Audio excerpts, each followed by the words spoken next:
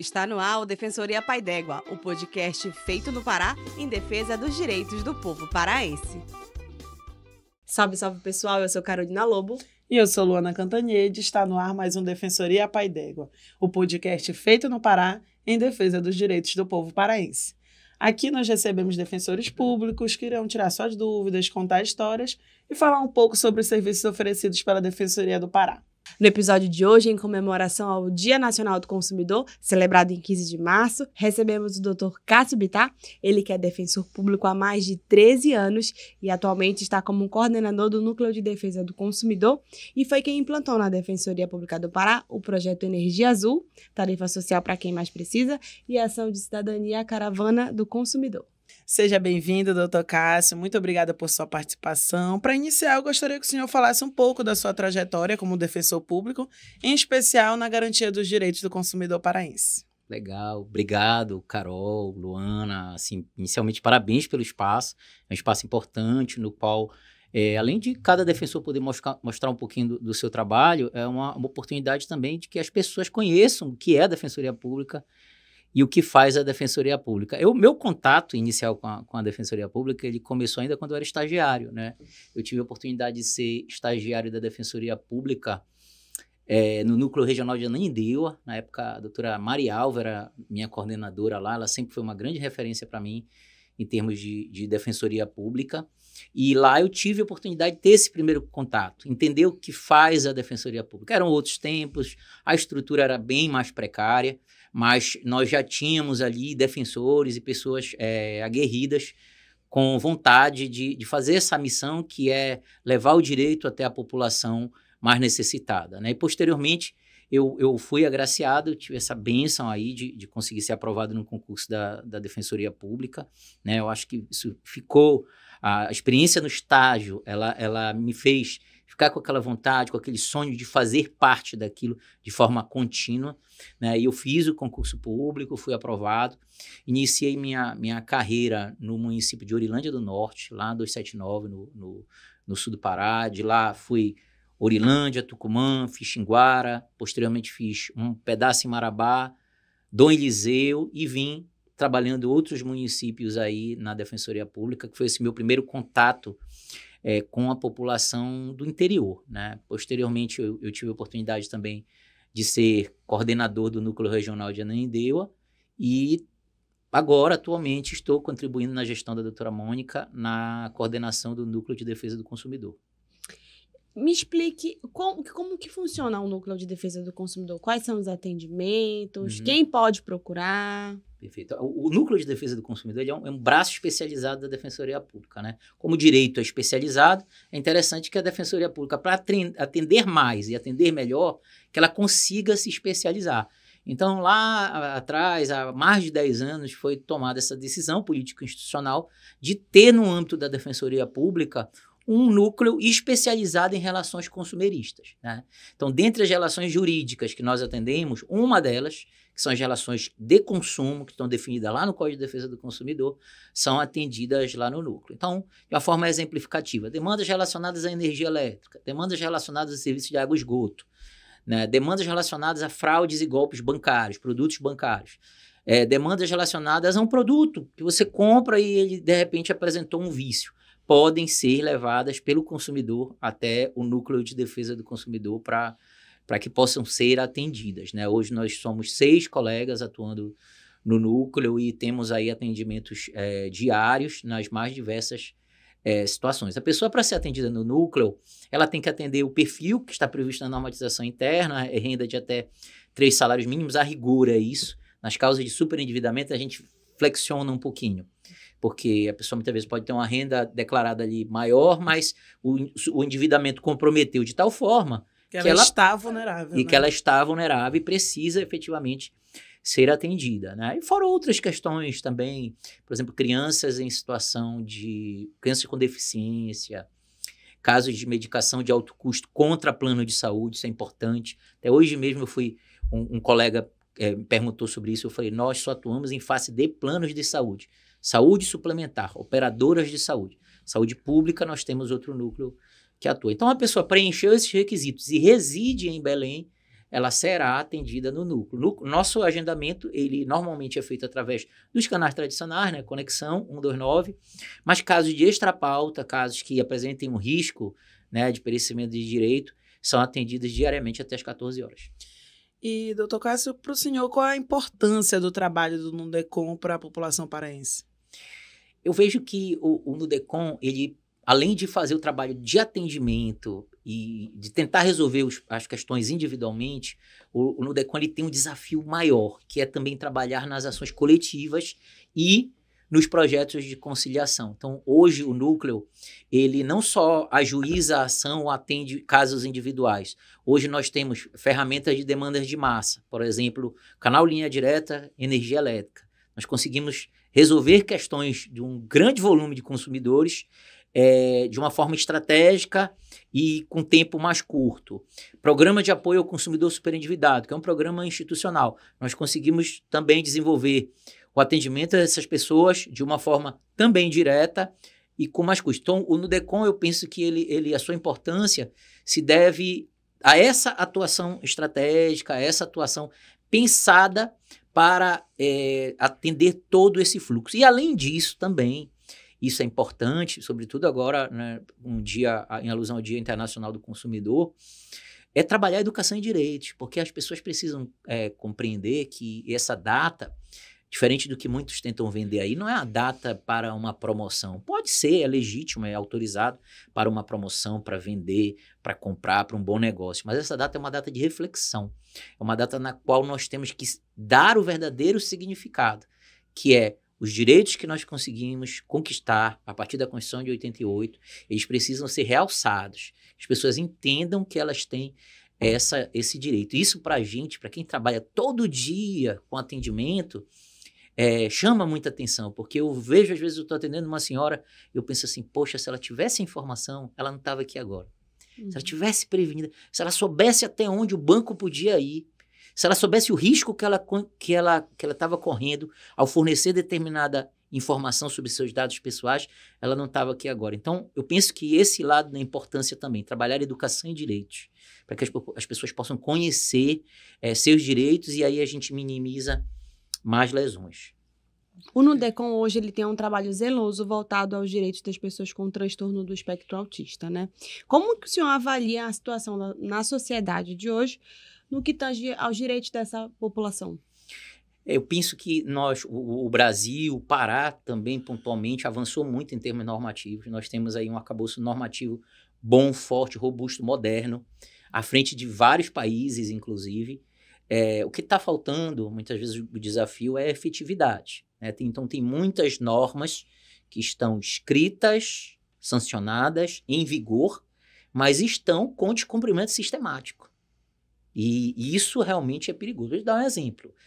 A legislação estabelece que é assegurada para a pessoa com deficiência, dependendo da situação, do grau, da indicação pelo quem lhe acompanha, ou um acompanhante, né, ou um assistente em sala de aula, para lhe dar suporte para que ele possa efetivamente estar na escola de forma inclusiva.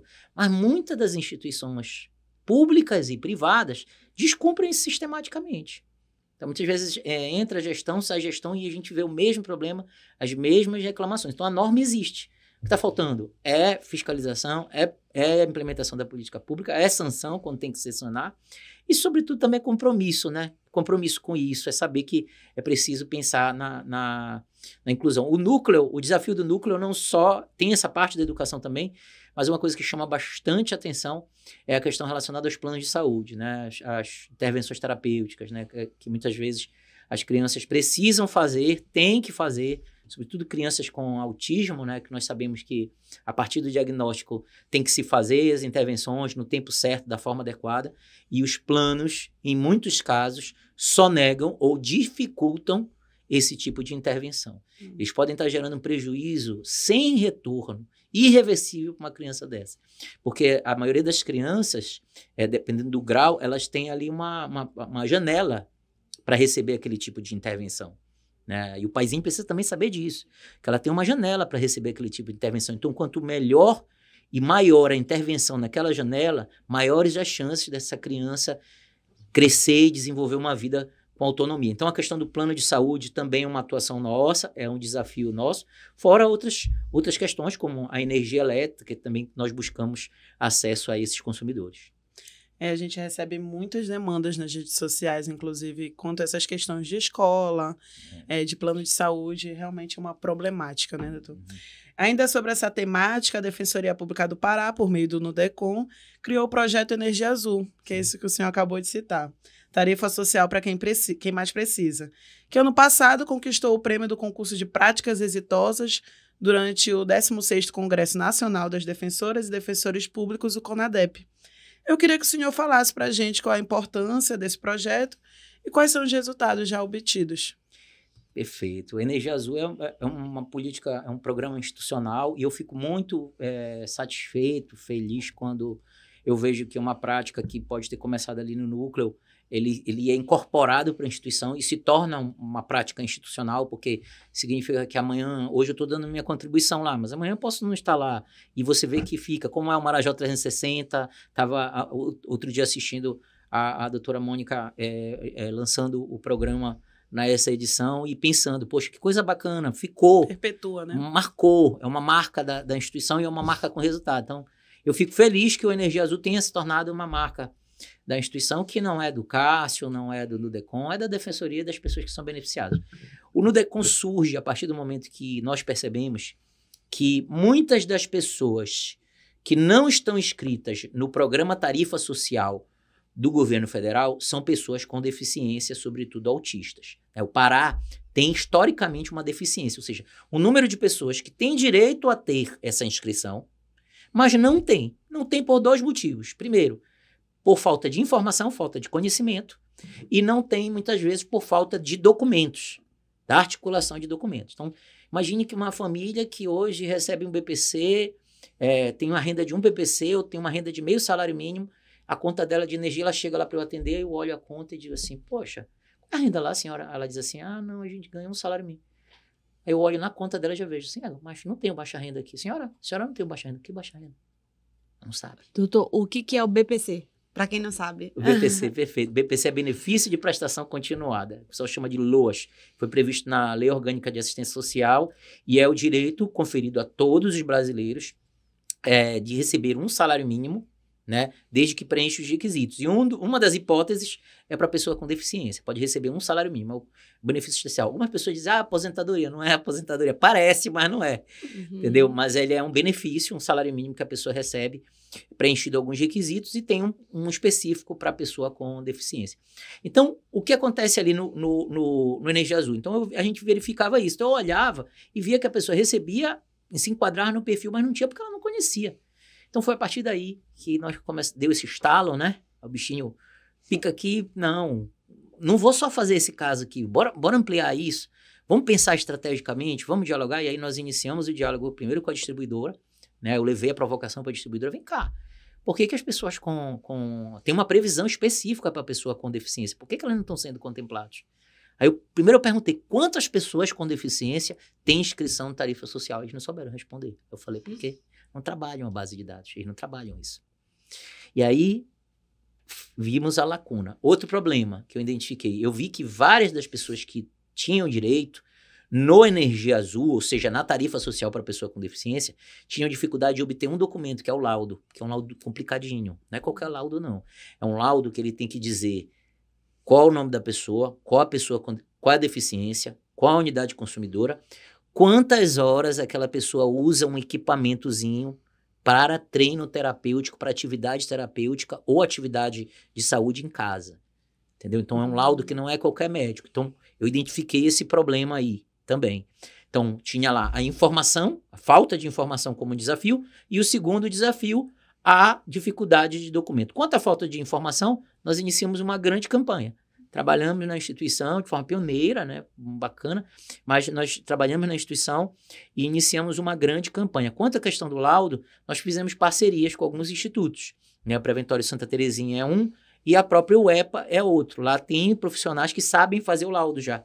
E já sabem não, mas tem já a indicação. Quando a pessoa chega lá e diz assim, Energia Azul, ele já sabe qual é o laudo, né, para fazer o que é necessário para a pessoa receber. Então, a partir dessa medida, nós iniciamos e aí, com alegria, no ano passado eu recebi a informação, finalmente, da distribuidora, de que 27 mil pessoas haviam sido inscritas no Tarifa Social, no programa Tarifa Social, por serem pessoas com deficiência. E aí uma coisa que é importante registrar. Não é que essas 27 mil pessoas sejam pessoas autistas que foram beneficiadas, mas foram pessoas que foram alcançadas pela informação. Isso no estado do Pará.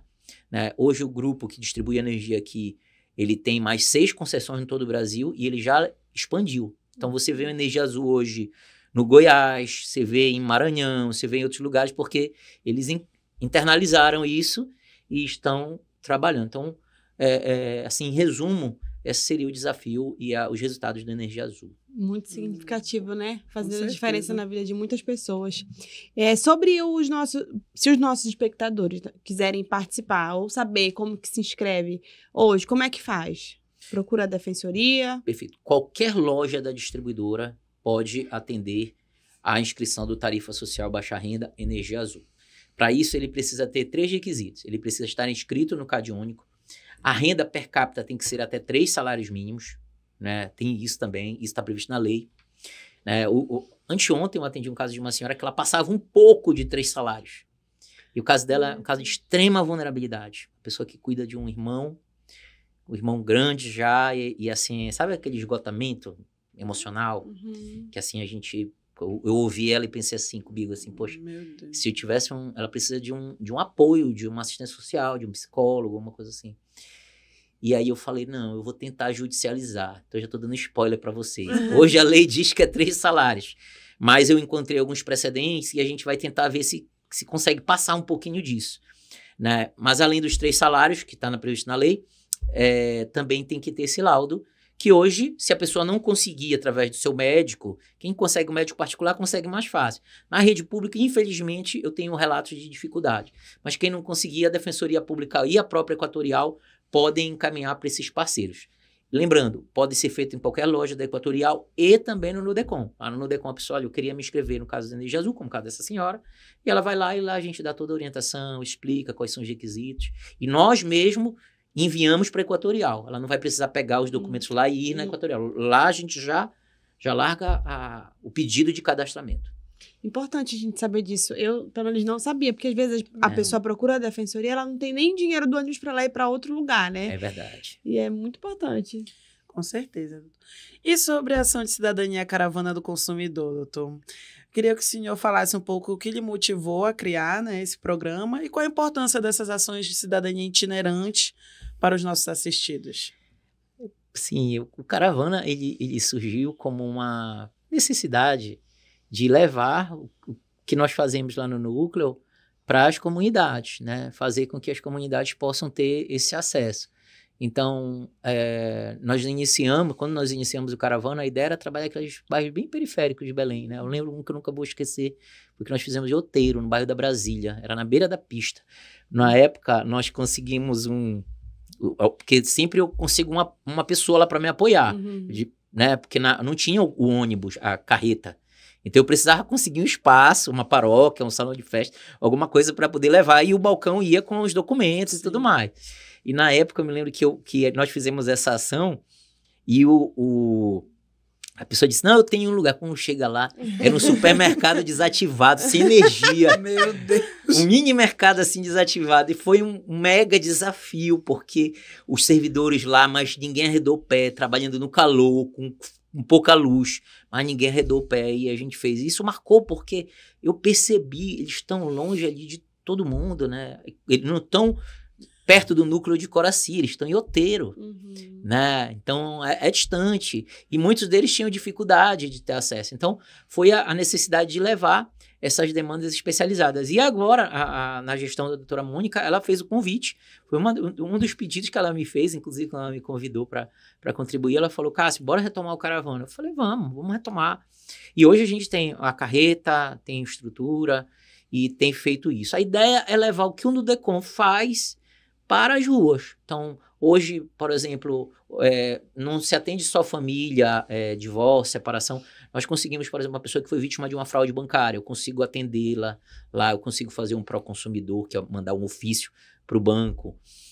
Nós vamos levar a educação financeira na ação, nós estamos levando a parceria com a universidade para levar a educação financeira, né?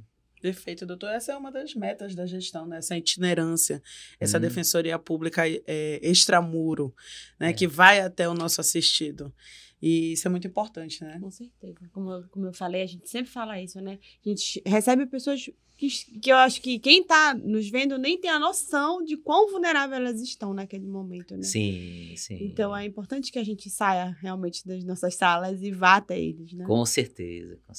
Doutor, quais são os principais direitos dos consumidores que costumam ser violados? O que mais vocês recebem lá no núcleo? E qual é o papel da Defensoria no fortalecimento e proteção desses direitos? Legal. A defesa do consumidor ela tem 3 pilares que são muito importantes. Primeiro é a vulnerabilidade do consumidor. Todo consumidor é vulnerável. Está previsto na lei, artigo 4º, inciso 1. Todos então, nós? Todos nós. Então, eu sou vulnerável em relação à distribuidora de energia, ou vamos pensar que alguém, uma pessoa... uma pessoa rica, abastada, poderosa, é vulnerável em relação à empresa que ela comprou o jato dela.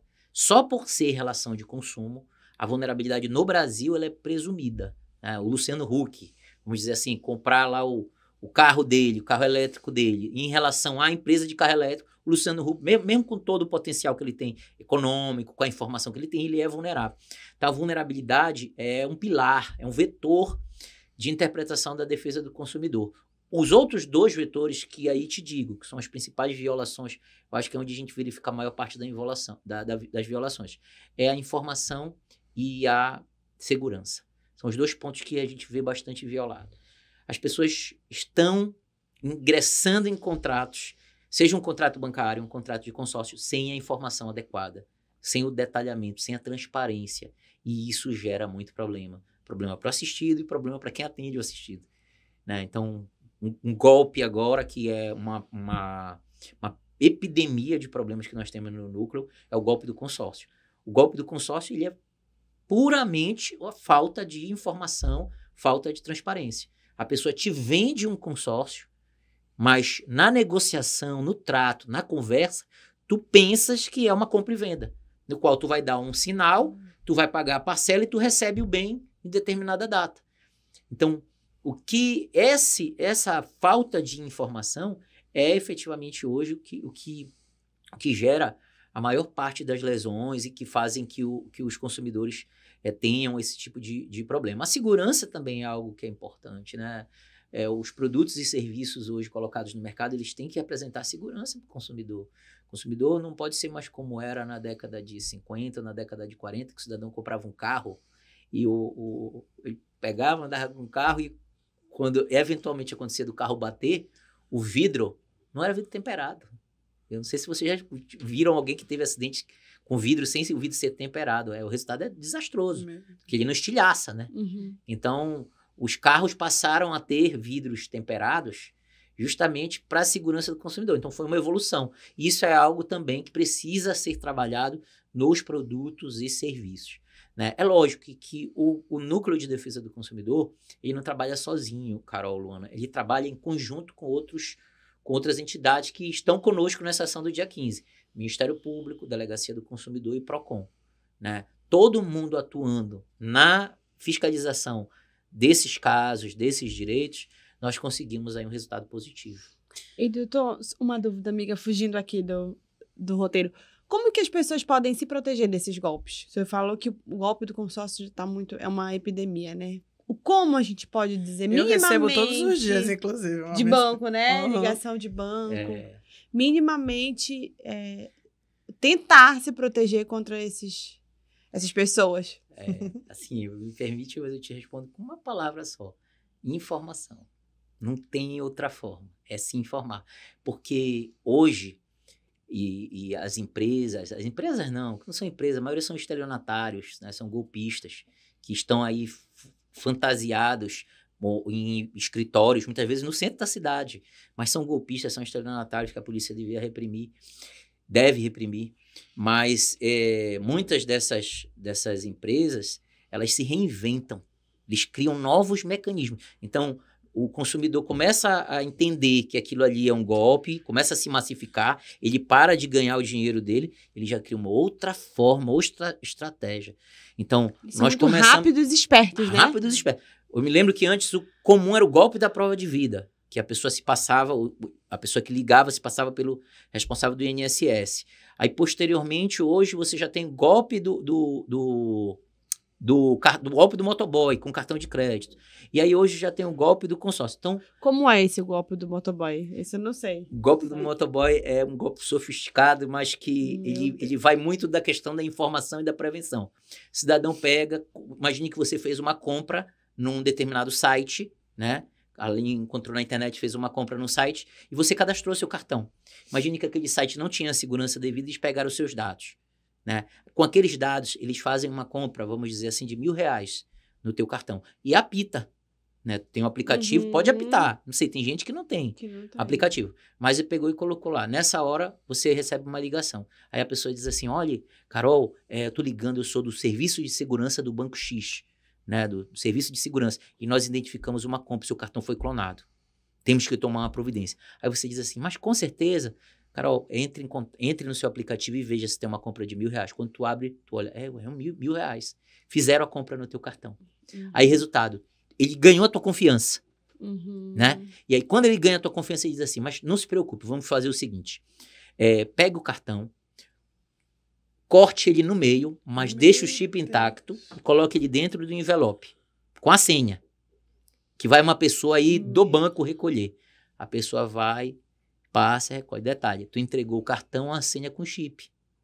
Meu Deus. Então, eles usam de uma eloquência com esses artifícios. Atores, né? Atores, são pessoas que são treinadas. São escritórios do crime fazendo isso. Eu te falo isso com ênfase, porque quando a gente atende todo dia isso, a gente fica preocupado. Então, mais do que... Percebe que já é um sistema, né? Mais do que nunca... Nós precisamos trabalhar a informação. Então, quando nós fizemos a cartilha que vai para o CONDES para fazer nacional, é justamente porque não tem outra forma. Se você não pegar e prevenir, se eu não chegar na minha casa e alertar meu pai, meu avô, minha família sobre isso, vão ser mais vítimas para trabalhar. Então, é informação e também, por que não, acho que é importante, repressão.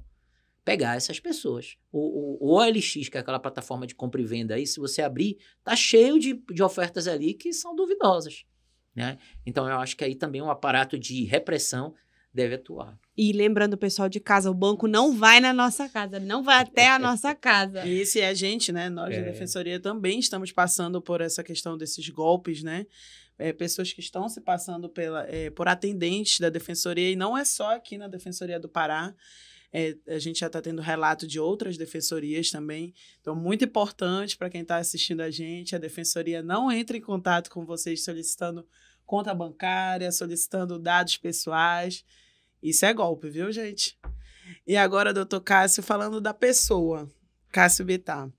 Eu ia lhe perguntar o que lhe motivou a ser defensor público, mas o senhor já contou para a gente. Então, eu queria saber o que lhe motiva a levantar todos os dias para atuar como defensor público. Eu acho que a Defensoria Pública, ela dá um sentido para a nossa vida, né? Nós temos, às vezes, todos nós temos as nossas dificuldades, né? Os nossos desafios familiares, e uma das formas que nós temos muitas vezes, para adquirir a maturidade para lidar com isso, é tentar se espelhar no outro. Então, trabalhar na Defensoria Pública me permite isso, me permite eu acabar me espelhando, vendo a dor da pessoa. Mas não é simples, viu, Luana? Assim, eu não gosto de romantizar a questão, porque quem trabalha todo dia atendendo, você tem isso, mas em algum momento o teu desgaste emocional é tão grande que você esquece. Nossa. Então, tem dias e dias, eu já tive dias que eu fui só coração, saí só coração, mas teve dias que eu cheguei só coração e eu saí com coração de pedra, entendeu? Porque consome muito, puxa muito, né? Às vezes a gente fica até cético, às vezes tem um senhor sentado lá na tua frente dizendo que ele foi vítima de um golpe de empréstimo, aí você olha e vê assim, não, mas tem a assinatura dele, isso já aconteceu há mais de 10 anos, você tem tudo para não ser. Não, doutor, mas eu ouvi falar que eu consigo uma indenização de dano moral. A pessoa o vizinho dele conseguiu, aí ele... Então, você chega a desconfiar da pessoa, né? Então, isso é algo que tem que se trabalhar. Mas o que o defensor, do meu ponto de vista, tem que fazer é não deixar esse copo secar. Ele vai baixar. O que a gente não pode fazer é deixar ele secar. A gente tem que estar todo o tempo preenchendo ele, não esquecer a nossa missão e realmente dar esse significado para a vida da gente. Hoje em dia, as pessoas, com a velocidade da informação, a sociedade de hiperconsumo, as pessoas acabam ficando vazias, né? Todos nós. Né? E aí, quando você dá um significado para a sua vida, poxa, eu estou fazendo algo bacana. Vocês que trabalham com comunicação defensorial, um estagiário que faz a parte, todos nós temos um significado. Né? Então, é isso que me faz todo dia seguir. Com certeza, doutor.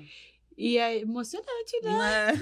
É bom que as pessoas que estão estudando para concurso ouçam mais essa realidade de vocês, que não é fácil, mas nenhuma profissão é. Só que o defensor, ele tem uma questão especial, um brilho especial, que ele faz questão de estar com aquela pessoa em vulnerabilidade, né? Sim. E às vezes aquela pessoa não tem luz, não tem um caminho, não tem uma direção, não tem nada, ela só tem a gente, defensoria, né? Verdade. E é muito importante o senhor falar também que nem sempre são flores, né? Porque por trás, do outro lado ali, é um defensor público, é um ser humano, né? Sim. Então, assim, tem dias bons, tem dias ruins, Fases mas é um fases, profissional, né? Isso, é um profissional que está ali para fazer o seu melhor, né? Eu nunca julgo, às vezes acontece, eu estar lá na coordenação, e aí um colega vejo, olha, o colega está se desentendendo lá com o assistido, eu nunca faço qualquer juízo de valor, porque eu sei que é difícil. É difícil. Às vezes o assistido leva uma carga, e às vezes a gente traz um pouquinho da carga de casa e bateu ali. E acumula tudo, né? Acumula tudo. Então, a gente não pode... Pelo contrário, eu acho que a nossa postura tem que ser de amparar, tentar ver, resolver. Vamos tentar não largar a mão também no assistido, mas também não largar a mão do colega. E o mais importante é criar mecanismo para que os colegas possam ter condições de trabalhar, a gente ter condições de seguir fazendo esse fluxo de forma que seja satisfatória, né, para todo mundo. Uhum. Nesses 13 anos de atuação, tem algum caso que mais lhe marcou? Pois é, dizem que o defensor público é um contador de casos, né? Porque ele tem muitos casos, e os defensores... Eu gosto muito de conversar, quando eu tenho oportunidade de conversar com os defensores antigos, né, do início, porque eles sempre têm alguma coisa boa para te contar, né, do defensor que atendeu embaixo de uma árvore, coisa que a gente não viveu. E eu acho isso legal, porque isso é inspirador e tudo mais. E assim, tem alguns casos, mas tem um que ele, para mim, foi emblemático, porque foi ele que despertou em mim a necessidade de trabalhar um programa de atendimento ao consumidor superendividado, de trabalhar a educação financeira, que o núcleo não tinha, né? Que pese a gente já ter lá defensores que tinham essa visão, que era como a doutora Nilza, né? Mas o núcleo não tinha essa questão. E aí, esse caso foi um caso emblemático. Eu atendi um senhor, determinado dia, já era quase fim do expediente, e ele era uma pessoa idosa e deficiente visual, ou seja, uma pessoa hipervulnerável, segundo o ministro Herman Benjamin do STJ. Era o típico hipervulnerável. E aí ele chegou lá para mim e falou assim, eu sou servidor do Estado, tô sem salário. Aí eu olhei, realmente, ele, com os descontos do consignado e com os descontos na conta dele, sobrava mais ou menos na conta dele, assim, uns 100 e poucos reais. Né? Então, ele estava sem coisa naquela situação e tudo mais. Eu já estava naquele momento, assim, final do dia, já arrancando cabelo, não sei o que eu faço. Né? Todo mundo tem esse momento, né? E aí, eu não sabia o que eu fazia, eu falei, tá, e na hora eu lembrei que eu tinha uma aluna que trabalhava na agência do banco, né, do Banco X, lá do outro lado. A defensoria ficava aqui, o banco ficava lá do outro lado da praça. E eu liguei para ela. Falei para ela, olha, me ajuda. Estou atendendo esse senhor aqui, ele está sem essa situação. Pelo amor de Deus, faz alguma coisa. Eu posso fazer ação aqui, mas o caso dele é de extrema vulnerabilidade. Ele está sem renda, está sem condições, tal. Ela falou, olha, difícil fazer alguma coisa, não tem como, tal. Tá bom. Aí eu ajuizei a ação, consegui a tutela de urgência em caráter liminar. Na época tinha um precedente do STJ que limitava o desconto do consignado, o desconto do pessoal em conta para o desconto do consignado, e aí eu ajuizei a ação, a juíza deu a liminar. O banco foi intimado da liminar e resolveu. Aí passou uma semana, eu encontrei com essa aluna. E ela pegou e me falou assim, no corredor da faculdade, ela falou assim, professor, tudo bem? Sabe aquele senhor que o senhor tinha pedido para eu atender? O senhor conseguiu uma liminar para ele? Eu falei, foi, consegui, porque você não me atendeu, né? E aí ele foi conseguir eliminar. Pois é, o senhor sabe que num dia o oficial de justiça chegou lá para intimar da liminar, no outro dia ele estava lá pedindo mais dinheiro. Meu Deus. E aí eu me dei conta de que nós não podíamos seguir daquele jeito. Isso marcou. E aí foi aquele estalo, Carol, Luana. Eu pensei assim, não, a gente não pode seguir assim. A gente tem que trabalhar a educação financeira. Então, desde então, todas as pessoas que chegam com essa demanda, elas são necessariamente submetidas a um programa de educação financeira. Então, a defensoria não é só tutela, que as pessoas estavam meio acostumadas. Não, doutor, eu estou aqui, mas um amigo meu advogado já disse que o senhor tem que conseguir uma liminar para mim. Não. Vamos passar por um programa. É um programa criterioso, que é organizado com parceria da universidade, né? Um grupo reconhecido tecnicamente, que é o GEFAM, e hoje a gente submete ele. Então, esse caso marcou, porque ele foi assim um divisor de águas num programa institucional da Defensoria Pública, e foi ali o início de tudo. Entendeu? Muito bacana. Não gostei da história, né? Mas gostei de como a gente faz realmente a diferença. Doutor, agora, se o senhor tivesse que dar um conselho para quem está estudando, para quem está sonhando, planejando ser defensor público, qual seria?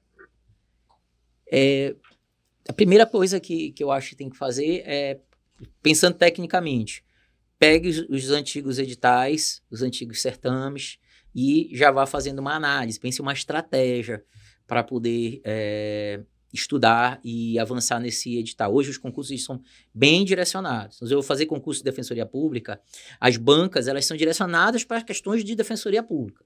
Então, por que um estagiário, um assessor, muitas vezes consegue lograr isso? Porque ele está naquele dia a dia e ele conhece mais ou menos o que acontece. Então, ele pode ganhar algumas questões por conta disso. Não é verdade? Então, é interessante que você pegue os editais, faça essa leitura, faça essa análise estratégica, conheça a instituição, desenvolva o seu papel. E isso do ponto de vista técnico. Mas do ponto de vista, eu penso, da opção, eu digo para vocês assim, eu tenho oportunidade de lecionar já há um tempo, e uma coisa que eu lembro bastante, eu me lembro logo que saiu o filme Tropa de Elite, eu perguntava em sala de aula assim, gente, quem quer ser o quê, né? Os estudantes e tal.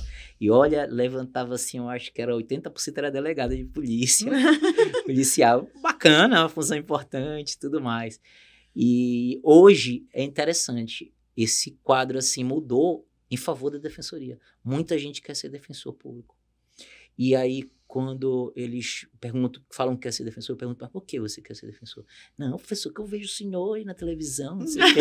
Aí eu falo, olha... Não é assim, não né? É assim, não, 13 anos vai ser assim, né? Aí, então, eu falo, olha, não faça, se for por isso, não faça, porque você vai ter uma grande frustração. Então, não faça uma carreira, não escolha uma carreira pela pompa eventual, pela autoridade, pela voz de comando, até porque o defensor, como eu falo, nem tem tudo isso. Faça realmente por vocação. Entenda qual é o seu papel, que é o papel de atender a população que precisa. Porque se você fizer isso, você conseguir compreender isso, você vai dar significado para a sua profissão. E você aumenta muito as chances de você poder bater no peito lá na frente e dizer assim, eu trabalho com o que eu gosto. Não vai ser uma pessoa que muitas vezes está numa carreira, mas diz assim, eu estou aqui porque eu não consegui passar no outro. Eu estou aqui porque eu tive um problema e não consegui. Então, conheça a instituição. Compreenda a instituição. Quem faz a Defensoria Pública faz para atender, faz para estar ali, faz para conhecer, faz para, vamos dizer assim, romper preconceitos que você possa ter na sua formação, entender que todo mundo precisa da nossa assistência, todo mundo precisa do nosso amparo e, por força da Constituição e das obrigações do cargo, deve ter. Chegamos ao fim. Chegamos ao fim de mais um episódio significativo e queria agradecer ao senhor pela sua participação, pela oportunidade de na verdade, oportunizar as outras pessoas Bacana. a esse conhecimento, a esses tipos de golpe que eu fiquei assustada agora. Sim. Com certeza. A gente tem conhecimento, mas também, Não como é? eles estão se renovando todos os dias, a gente não Sim, acompanha, né? sim. Profissionais. E na verdade que, como o senhor mesmo disse, né, todos nós somos vulneráveis em relações de consumo, né? Eu acho que cada um de nós aqui nessa mesa, em algum momento já passou por alguma situação com algum certeza. contratante ou alguma Sim. questão, né? Então, essas informações, elas são importantes para a gente e também para a gente repassar para as pessoas que a gente conhece e, com certeza, muito importante para os nossos telespectadores.